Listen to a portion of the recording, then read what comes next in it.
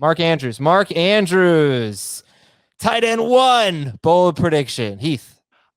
This is a little silly, obviously, with Travis Kelce and George Kittle and Darren Waller all still existing, but I think it's worth acknowledging that he's a 25-year-old tight end, and a lot of tight ends have not had their best year or had their best efficiency or their best production after their first 3 seasons in the NFL. He has been, each of the past 2 seasons, the best pass catcher on the Ravens, and we should expect at some point in Lamar Jackson's career, maybe it won't happen this year, they're going to have a pretty significant increase in pass attempts. Last year, they only threw the ball 406 times.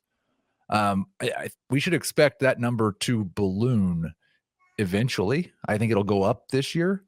And he wasn't that far from being a top 3 guy. In fact, I think he was number 4 on a per game basis last year with the terribly low pass volume. He's going to be a 25% target share guy unless Rashad Bateman is just ready in year 1. And he's been wildly efficient at 8.9 yards per target, which is elite for a tight end. And he scores touchdowns at an incredible rate. Okay. Jamie, reaction? I love Mark Andrews. I just fear it's fun to sit here and say, this is the year that the Ravens are going to throw the ball more and that this is going to be the year that things change. But I think until you see it, you shouldn't expect it because they've been so successful not doing that, so. And if they are going to do it, are they going to do it in Mark Andrews' direction because of the receivers that they're adding? They bring in 2 guys and 2 rookies, and Bateman, could be their target leader for all we know. Like you said, Heath, is he ready? We don't know. But, what if he is ready to step in right away and be, their version of Justin Jefferson, not to the same statistical heights, but just in terms of the same opportunities and same percentage of targets that go in his direction. I just always fear guys that are so touchdown dependent. And Mark Andrews is as touchdown dependent as anybody that we've seen over the last couple of seasons. He plays a position that you like to see them score touchdowns, and that's great. And he's awesome. He's a top 5 tight end, no matter how you look at it, whether he's 3, 4, or 5, depending on how you feel. Adam has him ahead of George Kittle, as we all know.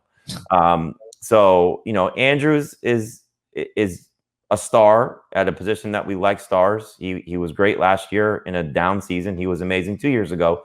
17 touchdowns over the last 2 years is the same amount of touchdowns that Travis Kelce has.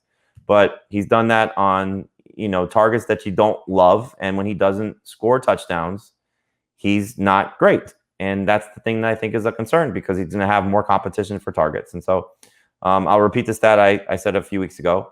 He has 4 games over the past 2 seasons, only 4 of 19 with double digits in PPR points when he did not score a touchdown. Now, I can't tell you what that compares to other guys because I didn't look at it, but that's just for him. And so the touchdowns are great. When he doesn't score, he's not great. And I just don't see his target share going up dramatically or getting more targets, just in terms of the raw number. Oh, okay. I'll get in there then. I think I don't think his target share is going to go up. I was actually trying to look because I stumbled over that stat when Jamie gave it last time. And I was trying to look like in his last 19 games, how many games did he not score a touchdown? Because it seems as many as he scored, it seems like there's been a lot of them where he's just like, but he has been touchdown dependent so far to be an elite tight end, but on a per game basis, he's still been pretty close to 100 target pace each of the past 2 years, which is still better than just about anybody outside of the top 3. And Jamie, I can tell you that TJ Hawkinson just last year alone had 5 games with double digit, usually like a 10 to 12 PPR fantasy points without a touchdown. Just going to double check that. 1, 2, 3, 4, 5. Yeah, 5 games. But Andrews does score a lot. He had this stretch. He had 200-yard games to start the 2019 season. And then he had a pretty long stretch of really not getting a ton of yards. He had a 21-game stretch where he averaged about 44 yards per game. And I don't know. It seemed like that was the narrative on him. He was just going to be touchdown dependent. But then in his last 6 games, he averaged something like 65 yards per game, which is exceptional. So I don't know. Is he just going to be an inconsistent guy or something? I don't know if there's anything to that statistic at all.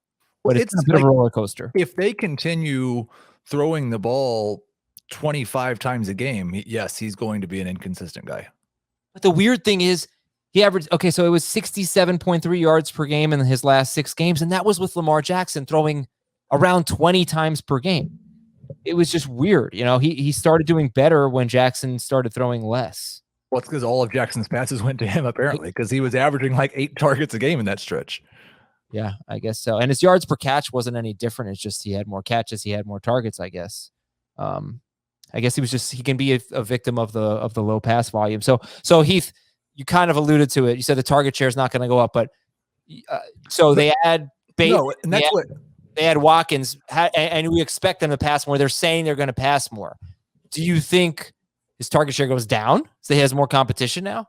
I think his target share could go down, but what I was really wanting to say with the target share not going to go up is it's not a thing where he has to increase his target share or he has to increase his yards per target. Like, he has the efficiency and he earns the targets at the same rate as the very best tight ends that we put in tier 1. He's the same as Kelce. His team just doesn't pass enough. Right. I don't really think that he's going to lose target share to these guys, but it's possible. Sammy Watkins, I don't think if he takes targets for Mark Andrews, then the Ravens are just doing things that make them worse. But he can get some more quality targets and see less attention because of what the other guys are doing, you know, so that could open things up. The thing about the Ravens is you talk to anybody that, and I did this magazine story on him a year ago on Lamar Jackson and how do you contain Lamar Jackson? You want to make him throw outside. Because when he scrambles, he looks in the middle for the most part. When he's moving, he's looking in the middle. So that's what has made Andrew so good. And it, you know, limits the attempts on the guys on the outside. They now have guys that could hopefully play on the boundary. You know, Marquise Brown has help. Watkins can play on the boundary. Rashad Bateman can play all over the field. Bateman is the one that scares me the most because Bateman can play in the middle of the field too. You know, he's going to do a variety of things for them. And so is that going to be the guy that hurts, you know, Andrews a little bit too much? So I think you're just looking at it this way.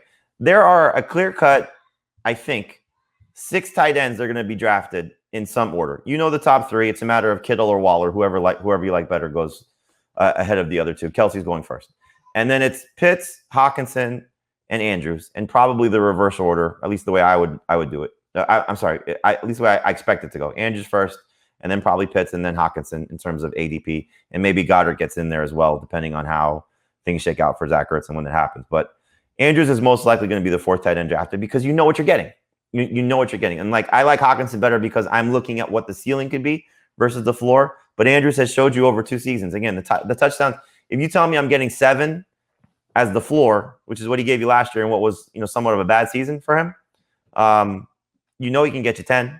And I think that's hard to overlook. Yeah, and one thing that probably won't change, to be bold, he has led the team in both red zone and green zone targets 2 straight years, and I don't see why that. Better than Nick Boyle in that regard?